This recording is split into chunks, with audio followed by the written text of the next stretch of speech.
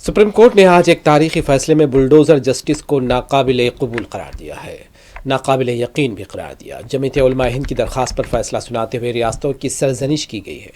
عدالت کی بینچ نے کہا، حکام منمانی کارروائی نہیں کر سکتے اور عہدیدار عدالت کی طرح کام نہیں کر سکتے۔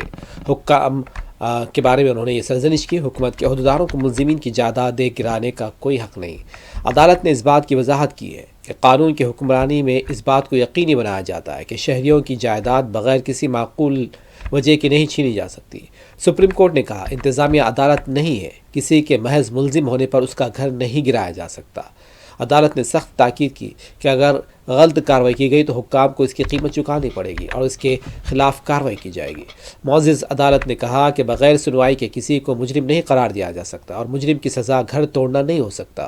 عدالت کا کہنا تھا کہ ملزم ایک ہے تو پھر پورے خاندان کو سزا کیوں ملے۔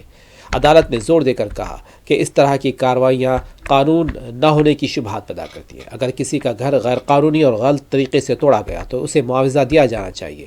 ریاست میں امن و ضبط اور امن و قانون برقرار رکھنا چاہیے اور اس کی ذمہ داری حکومت کی ہے۔ ریاست میں قانون کی بالادستی ہونی چاہیے۔ اگر کسی کے خلاف کارروائی ہونی ہے تو 15 دن پہلے نوٹس بھیجا جائے۔ عدالت نے یہ بھی واضح کر دیا کہ اقتدار کے غلط استعمال کو قطعی برداشت نہیں کیا جائے گا۔